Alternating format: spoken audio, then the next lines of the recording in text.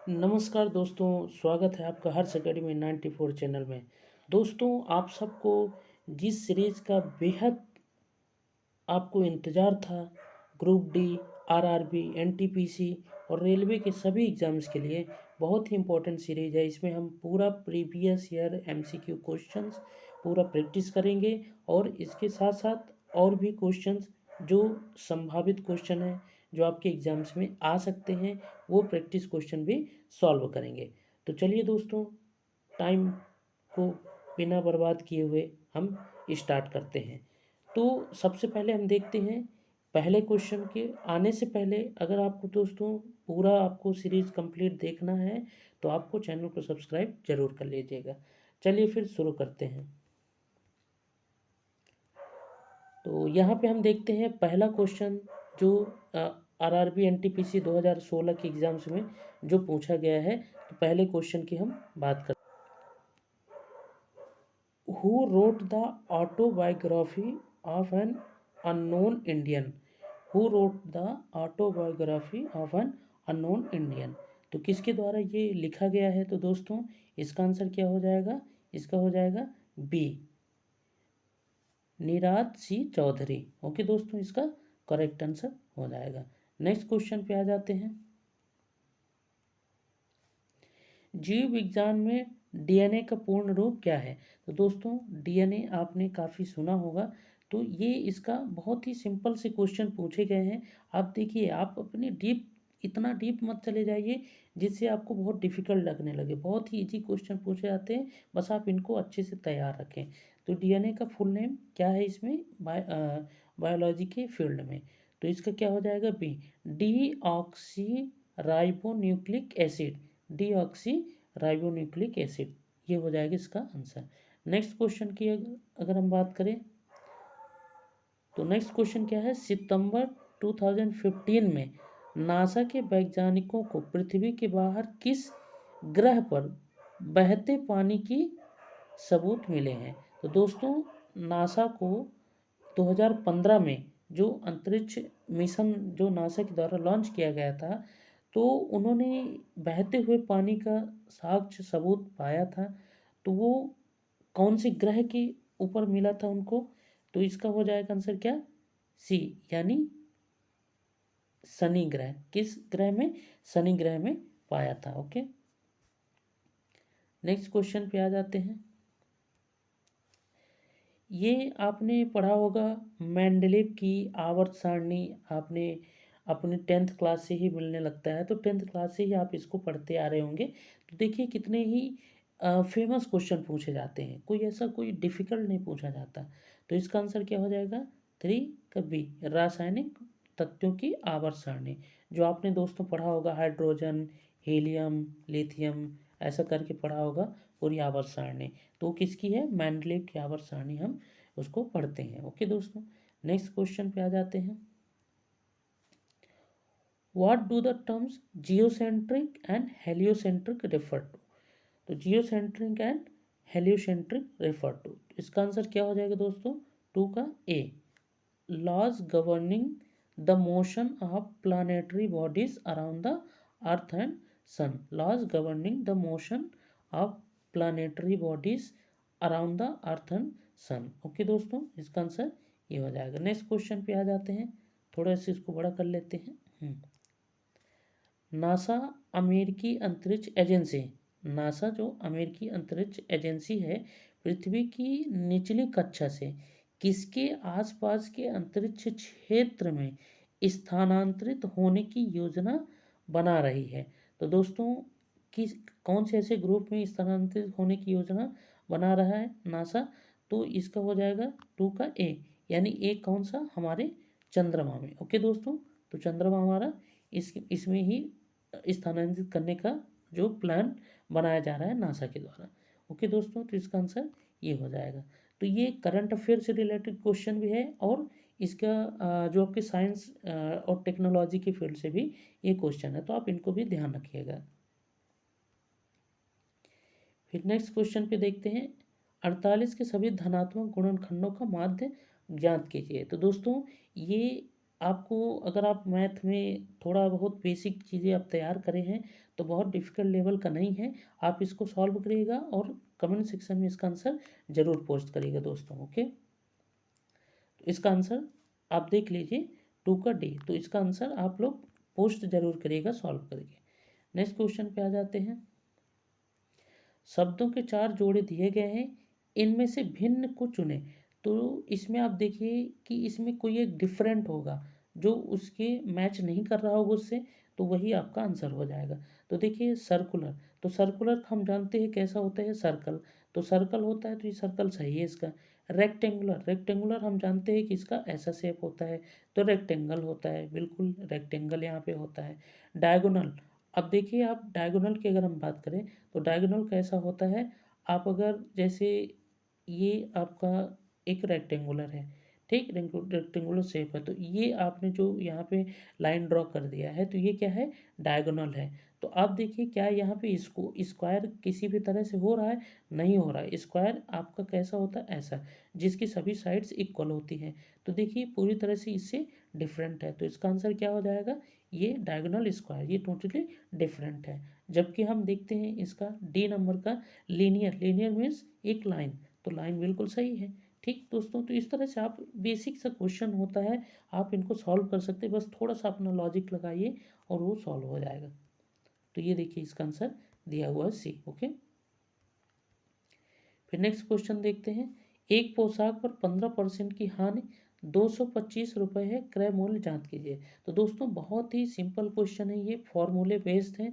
अगर आपको फॉर्मूला पता होगा तो सिंपली आप इसको सॉल्व कर लेंगे। तो इसका भी क्वेश्चन को आप सॉल्व करिएगा, आप कमेंट सेक्शन में इसका आंसर जरूर दीजिएगा। तो इसका आंसर हम देख लेते हैं क्या हो जाएगा, 2 का बी हो जाएगा, यानी 1500 आएगा इसका आंसर, और आप इसको सॉल्व जरूर करिएगा। फिर नेक्स्ट क्वेश्चन, ये भी आपको सॉल्व करना है, ये भी मैथ का है, आपको सॉल्व करना है, इसका भी आंसर आपको निकालना है। ओके, फिर देखते हैं माउंट कंचनजंगा क्या है। तो माउंट कंचनजंगा आपने पढ़ा होगा, mount K2 and mount Elbrus, और ऐसे ही आप हमारे जो हाईएस्ट जो माउंटेन है, तो इन सब के बारे में आपको बस इनकी हाइट याद रखना है और इनकी कहाँ पे लोकेशन है ये याद रख लेना है। तो यही आपको फैक्ट पूछ लेता है सिंपल सा, और आपको ज़्यादा करने की कुछ ज़रूरत नहीं होती। ओके, तो यहाँ पे आपको इसका आंसर क्या हो जाएगा, माउंट कंचनजंगा। तो माउंट कंचनजंगा है क्या, तो माउंट कंचनजंगा क्या है, एक तरह से ये क्या है, पर्वत है। कैसा है, विश्व का तीसरा सबसे ऊंचा पर्वत, तो विश्व का ये तीसरा सबसे ऊंचा पर्वत है। तो दोस्तों ये सब आपको याद रखना है, जैसे K2, गार्डविन ऑस्टिन एंड ये माउंट कंचनजंगा, और भी ऐसे कई सारे माउंटेन हैं, इनको आप बस इनके नेम, लोकेशन और हाइट याद रखना है बस। तो ये विश्व का तीसरा सबसे ऊंचा पर्वत है। ओके दोस्तों, तो नेक्स्ट क्वेश्चन पे आ जाते हैं। तो इससे आपको समझ आ रहा होगा कि क्वेश्चन का क्या लेवल है और कैसे क्वेश्चन पूछे जाते हैं। अब देखते हैं नेक्स्ट क्वेश्चन। गैल्वेनीकरण यानी गैल्वेनाइजेशन एक प्रक्रिया है जिसमें लोहे की वस्तुओं पर, अब दोस्तों गैल्वेनाइजेशन क्यों किया जाता है, आपने देखा होगा कि अपने अपने घर में जैसे आपका गेट होता है, अगर लोहे का गेट है तो आप देखते होंगे कि आप उसमें पेंट करते हैं। दोस्तों क्यों करते हैं पेंट, आप थोड़ा सा लॉजिक लगाइए कि उसमें पेंट क्यों करते हैं। पेंट इसलिए करते हैं ताकि उसमें जंग ना लगे, तो ये गैल्वेनाइजेशन उसका ही मतलब है। मतलब गैल्वेनाइजेशन इसलिए करते हैं ताकि उसमें क्या हो, रस्टिंग से बचा रहे, जंग लगने से बचा रहे। तो इसमें कुछ डिस्पेरेंसी है क्वेश्चन में, तो लेकिन आपका आंसर जंग लगने का इसमें होगा। ठीक है, तो नेक्स्ट क्वेश्चन पे आ जाते हैं। दोस्तों ये मैथ के क्वेश्चन है, तो इसको सॉल्व करना है आपको। इसमें आपको सीरीज में बता देता हूँ कौन सी सीरीज फॉलो हो रही है। इसमें देखिए वन, यहाँ पे आप देखिए मल्टीप्लाई 2 करेंगे तो 1 2 ज़ा 2, फिर इसमें 2 3 जा मल्टीप्लाई करेंगे 3 से तो 6 हो गया, फिर 2, फिर 3, इस तरह से करके दोस्तों 2 3 करके इस तरह से मल्टीप्लाई करते जाएंगे तो आपको आंसर मिल जाएगा, यानी 72 मल्टीप्लाई 3 होगा, तो यहाँ पे 216 आपका आंसर आ जाएगा। ओके दोस्तों, तो यहाँ पे क्या हो जाएगा, डी आंसर। तो ये सिंपल सी सीरीज है, इसमें कोई भी डिफिकल्टी नहीं है, आसानी से इसमें थोड़ा सा दिमाग लगाएंगे, लॉजिक लगाएंगे तो आपको सॉल्व हो जाएगा। ओके दोस्तों, नेक्स्ट क्वेश्चन पे आ जाते हैं। ये भी आपको क्या करना है, यहाँ पे आप जैसे देख पा रहे होंगे कि P को क्या पुट करना है, इनटू A को पुट करना है, प्लस W को पुट करना है, इसको डिवाइड। थोड़ा सा इसको बड़ा कर लेते हैं तो और आसानी से दिखेगा। ओके दोस्तों, ठीक। तो यहाँ तक हम देख लिए W को डिवाइड करना है और Y को माइनस करना है। तो इस तरह से सभी अल्फ़ाबेट को इसमें पुट कर देना है और इसमें पुट करने के बाद आपको बोर्ड मास सिस्टम से आपको इसको सॉल्व करना है, जिससे आपको इजीली आपका आंसर आ जाएगा। गलत नहीं करना है, इसमें आपको बोर्ड मास सिस्टम लगा के इसको सॉल्व कर लेना है और आपका आंसर आ जाएगा। 3 का C 57। आप इसको सॉल्व करिएगा। फिर नेक्स्ट क्वेश्चन देखिए, इसमें भी थोड़ा लॉजिक लगाएंगे। बहुत ही सिंपल क्वेश्चन है। जैसे जेड है तो जेड किस नंबर पे आता है, ये आपको अल्फ़ाबेट का नंबर याद रखना है, वो उसी से आपको सॉल्व हो जाएगा। तो जेड कितना, 26 नंबर। डी और ओ, अब जैसे ओ का नंबर क्या है, 15। ओके, डी 4, तो कितना हो गया इसका, 19 हो गया। तो दोस्तों समझ आ रहा है ना कि कैसे क्या सॉल्व हो रहा है। तो ये आई और टी की प्लेस वैल्यू आपको पुट करके इसको प्लस कर देना है तो आपका आंसर आ जाएगा। तो क्या आ जाएगा, ये 29। तो बहुत ही सिंपल है, बस आपको लॉजिक लगाना है अपना दिमाग का थोड़ा सा। ओके दोस्तों, फिर नेक्स्ट क्वेश्चन पे आ जाते हैं। Select the alternative that shows similar relationship as the given pair.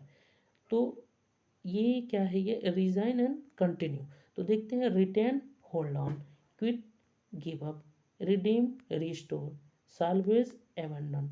तो दोस्तों इसका आपको उसमें से कुछ मीनिंग आपको पता होगी। जैसे क्विट का मतलब क्या होता है कि हम किसी काम को छोड़ दें, गिव अप कर दें, मतलब उसको वहाँ से छोड़ दें। तो ये तो बिल्कुल सही है, गलत नहीं होगा। रिटेन मतलब कुछ देर तक के लिए रोकना, होल्ड ऑन करना, ठीक। तो ये भी आंसर सही है, ये भी सही होगा।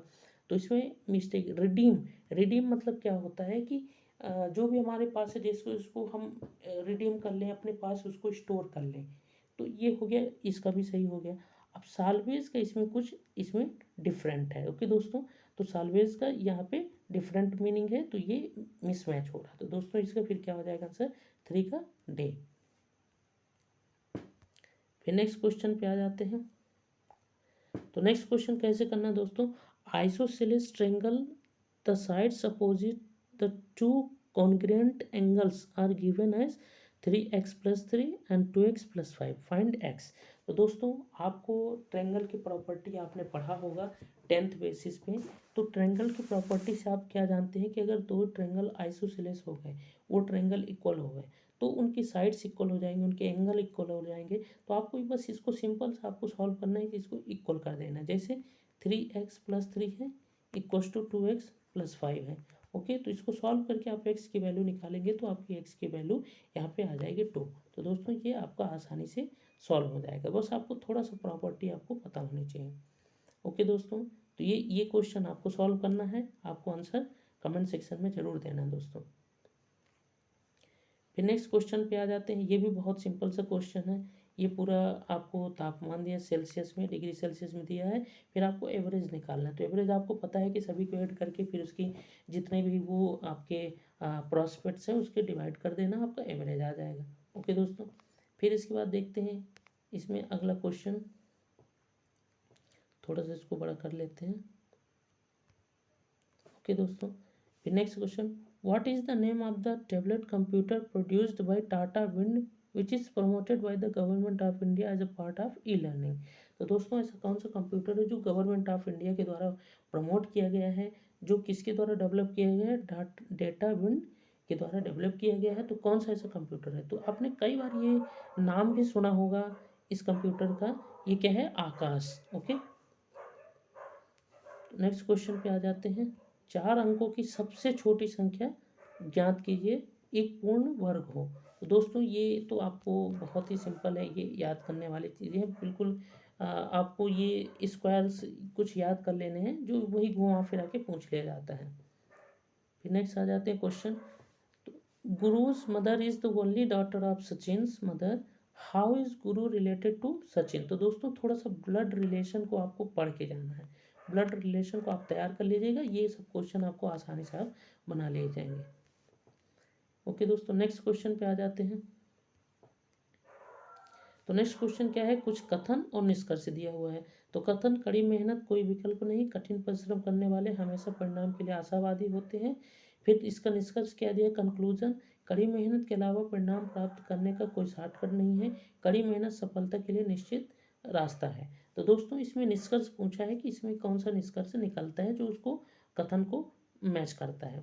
तो इसमें देखते हैं कि इसका पहला निष्कर्ष तो सही है, लेकिन दूसरा निष्कर्ष ये तर्कसंगत नहीं लगता, ये लॉजिकल नहीं लगता, ये हमें लगता है कि ये सही नहीं होगा। तो इसका आंसर देख लेते हैं 4 का ए।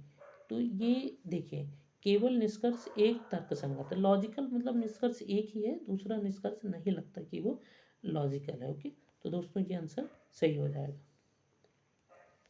फिर नेक्स्ट आ जाते हैं क्वेश्चन में। दोस्तों ये भी थोड़ा सा आपको मैथ का क्वेश्चन है।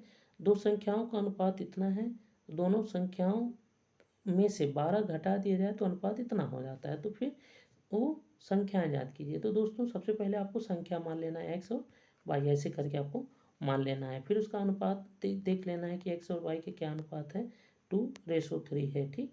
फिर उसमें अगर 12 घटा दिया जाए तो उसमें जब 12 घटा दिया जाता है तो उसका अनुपात ये हो जाता है। तो अगर हम इसको -12 कर देंगे, इसमें भी -12 कर देते हैं तो उसका अनुपात बदल जाता है। तो ऐसे करके आप एक्स और वाई के टर्म में आप वैल्यू निकाल सकते हैं, आसानी से आपको बन जाएगा। 4 का सी है ना, 72 एंड 108, आप इसको निकाल लीजिए। और दोस्तों ऑप्शन से भी आप निकाल सकते हैं, इसी तरह से ये ऑप्शन लेके और आप उसको कंडीशन को सेटिस्फाई कर लेंगे तो ये आंसर भी आ जाएगा। ओके दोस्तों, नेक्स्ट क्वेश्चन ये बहुत ही सिंपल है। इसमें देखिए जीएसएम का पूरा नाम क्या है। तो जीएसएम आपने सिम वगैरह यूज़ करे होंगे, जीएसएम है ना, जीपीआरएस, ये सिम आप यूज़ करे होंगे। तो इसका फुल नेम क्या है जीएसएम का, तो इसका देखते हैं क्या हो जाएगा, global system for mobile communication. तो ये कैसा सिस्टम है, ये मोबाइल कम्युनिकेशन के लिए सिस्टम है। तो पता भी है सिम हम किस लिए यूज़ करते हैं, कम्युनिकेशन के लिए, कम्युनिकेशन के पर्पज़ से। तो 4 का बी आंसर हो जाएगा। फिर ये भी आपको लॉस और प्रॉफिट को थोड़ा सा पढ़ के जाना, आपको एक बार प्रिपेयर कर लेना और 10th बेसिस पे, मतलब इतना हाई लेवल पे नहीं करना है, ठीक। नेक्स्ट क्वेश्चन, ये आपको यहाँ पे थोड़ा सा पॉलिटी का क्वेश्चन आ गया है। जुलाई 1905 में बंगाल के विभाजन के आदेश किसने दिए। तो ये हिस्ट्री भी मान सकते हो, पॉलिटी का भी क्वेश्चन है। तो बंगाल विभाजन, तो इसमें क्या हो जाएगा, फर्स्ट का सी देखते हैं क्या, लॉर्ड कर्जन। तो इसमें क्या हो जाएगा, यहाँ पे 27 का आंसर सी हो जाएगा। लॉर्ड कर्जन के द्वारा यहाँ पे बंगाल विभाजन के आदेश दिया था। ओके, तो और बंगाल विभाजन होने का मेन रीज़न ये था कि वहाँ पे जो पॉलिटिकल पावर थी, जो जनता वहाँ पे यूनाइट हो रही थी, और जो जो वहाँ पे राज कर रहे थे, जो हमारे ब्रिटिशर्स जो राज कर रहे थे वहाँ पे, तो ये देखे कि यहाँ पे यूनिटी बढ़ती जा रही है। तो उस यूनिटी को तोड़ने के लिए बंगाल विभाजन किए थे, जिससे ये यूनिटी ब्रेक हो जाए और हम आगे भी राज करते रहें। तो दोस्तों इस तरह से यहाँ पे ये क्वेश्चन आंसर हो जाएगा, ये इसका लॉर्ड कर्जन। ओके दोस्तों, नेक्स्ट क्वेश्चन देखते हैं। तो दोस्तों इस तरह से आज इस वीडियो में यहीं तक क्वेश्चन को रखते हैं। अगले जो क्वेश्चन बचे हुए हैं, अभी काफ़ी और क्वेश्चन हैं, तो उनको भी हम कवर करेंगे नेक्स्ट वीडियो में, क्योंकि बहुत लंबा हो जाएगा। तो इससे आपको छोटे छोटे पार्ट में लेके आएंगे, जिससे आपको देखने में भी आसानी हो। तो दोस्तों अगर आपको वीडियो पसंद आए तो वीडियो को लाइक ज़रूर करिएगा, जिससे मोटिवेशन मिलता है। और नेक्स्ट वीडियो में हम और भी बेहतर आपको इसी तरह से क्वेश्चन को प्रैक्टिस कराएंगे। और आपको ये तब तक सीरीज चलेगी जब तक आपका एग्ज़ाम होगा। एग्ज़ाम तक आपकी पूरी सीरीज़ आपको पूरी मेहनत से प्रोवाइड की जाएगी। तो दोस्तों बने रहिए चैनल में, चैनल को सब्सक्राइब जरूर कर लीजिएगा। मिलते हैं नेक्स्ट वीडियो के अंदर, तब तक अपना ध्यान रखें और आप अच्छे से अपनी तैयारी करते रहें।